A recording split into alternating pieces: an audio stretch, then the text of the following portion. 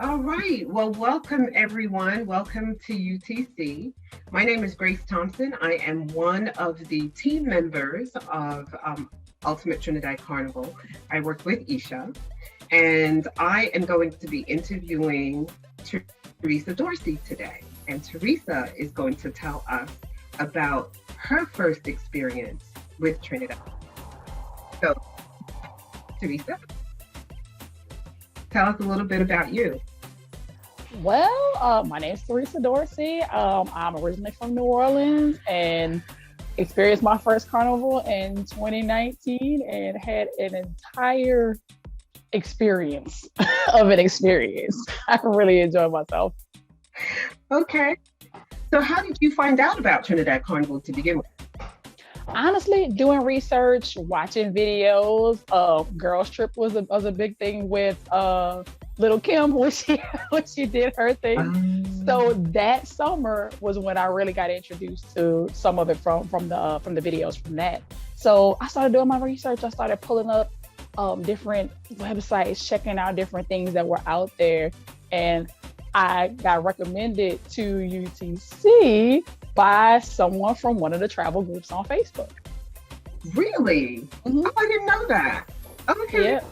So when I was out there researching, I pulled up the website and I'm like, well, let me start asking some questions. So I ended up calling you guys to check out some things and calling my friends. I'm like, yo, we gotta go do this. And everybody kept falling out of the plan, of course. So I'm like, you know what? I'm gonna go by myself. I'm gonna do this. Huh. So you were a solo traveler. Yes. Was that your first solo trip? It was not. It was actually my first solo trip for Carnival. Okay. But my first international solo trip was actually to Morocco the previous year. Nice. Solo tripping is fun because you meet a lot of different people, and sometimes you get to interact with people that wouldn't really interact with you because you're with someone. Mm-hmm. So it can be kind of really cool. All right. So tell us about your first carnival experience. When you got there, what was it like for you? Whew. I'll tell you one thing, it was way more than I expected.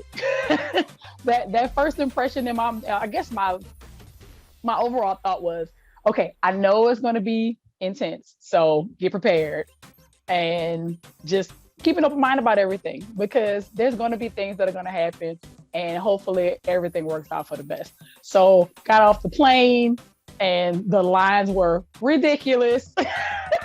Just trying to get through customs. So I had my headphones on with my soca music and I literally danced my way through security. It was fun. It was fun. But even once we actually got going with the first party and meeting all of the different ladies that were in the group, it was amazing. It was. I always tell folks it was a life-changing experience. The group of people that we were with were amazing, very diverse group that we were hanging out with. So it was fun. It was a different level of party than I've ever experienced in my life.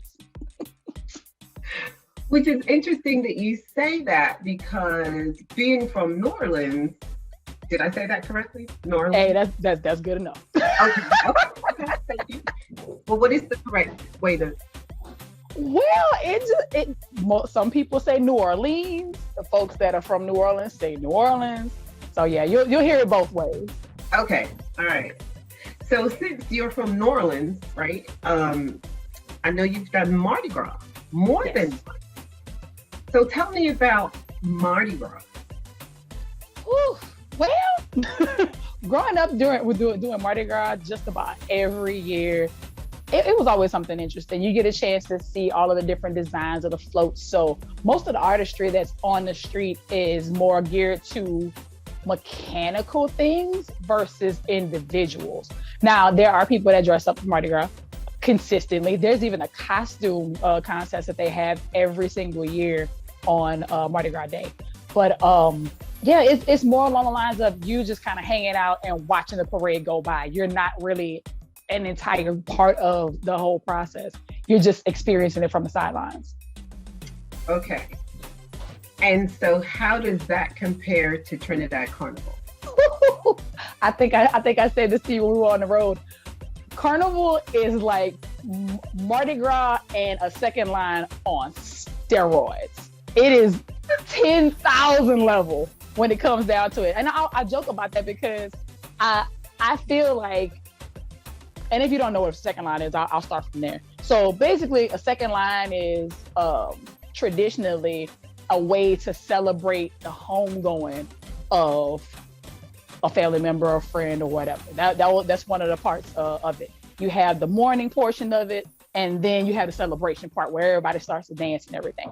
Well, sometimes they just have them just because. They also do it throughout Mardi Gras, throughout the carnival season, as well as around the holidays. Easter is one of them.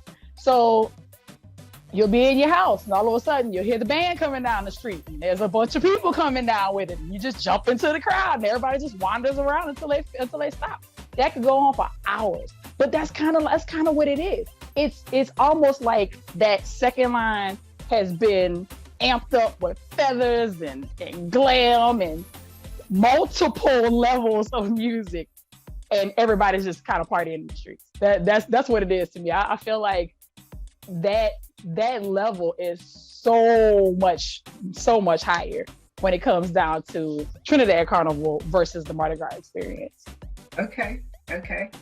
We have in the past, I think it was in 2019, mm-hmm. we had a traveler that also came from New Orleans.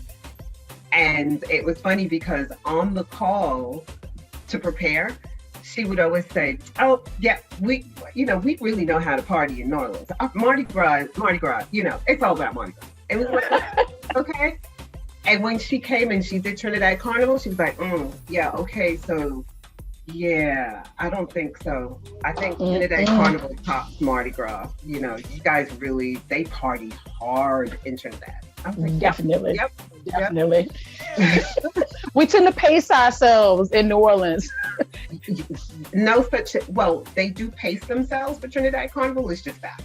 Yeah. It's just one pace. It's just one pace. That's exactly. You grab 2 drinks, you double fist, and you go about your business. Yeah. Yep. And you stop and you take a break when you need to, and then you jump right back in at that pace. There's no ramping up. There's no slow ramp up. True. Awesome. So, for your trip for Trinidad Carnival, what was most memorable for you? I want to say it was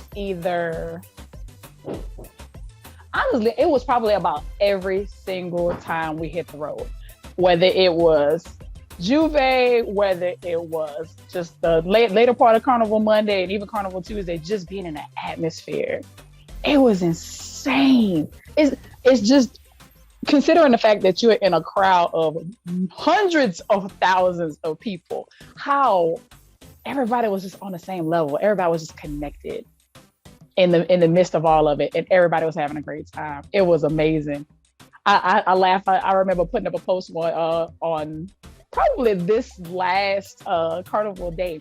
I put up a post and I'm like, man, I remember walking, chipping down the street, and one particular song came on, Feel the Love came on, and everybody went completely bananas. And I just remember throwing my hands up in the air, just singing right along with everybody else. It was so freeing. It was amazing.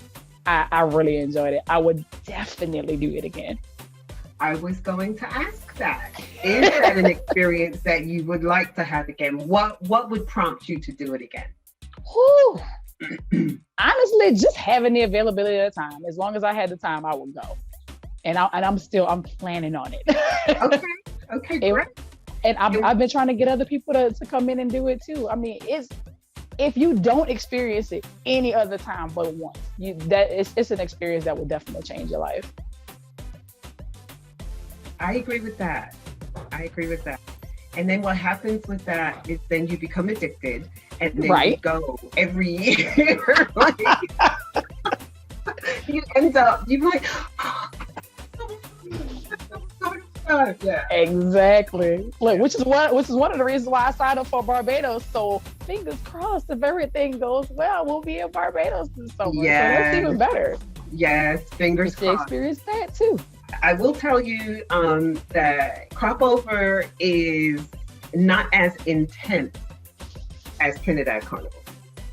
So if this were going to be your first time having any type of a carnival experience, Barbados crop over is a nice way to ease into the Carnivalista life. But it is fun nonetheless. Costumes are just as beautiful. The weather is just as beautiful. The music, the artists, the performances. It's a good time. It's awesome. Yeah. What else would you like to share with us as we wrap up? Anybody that hasn't had a chance to experience any kind of carnival, go and try it. If you can do the Trinidad Carnival experience, do it. It's worth it. It's worth every penny, every second that you're exhausted, every moment that your feet are sore and you're rehydrated because you're completely out of it from being out on the road in the heat all day. It's worth it. It's worth it. It's worth it. Do it. Spend the money. Take the trip. I agree with that. It's my one vacation that I do. Pretty much that's the only one. Wow. Like, nope. We got to go for 10 days. We go to Trinidad Carnival and then Tobago for the cool down afterwards. I got to do the whole. Yes. And then I'm good for like another 12 months. I'm good. That's awesome. See, now I gotta add the cool down because I didn't do the cool down last time. Yeah, you will enjoy the cool down. Definitely at the cool down. Awesome. Well, thank you so much, Theresa. This was just a really nice, quick conversation to get your take on Trinidad Carnival, especially what your first experience was like. So thank you. I am Grace. Again, I'm part of the UTC team. Thank you for joining us. I am signing off.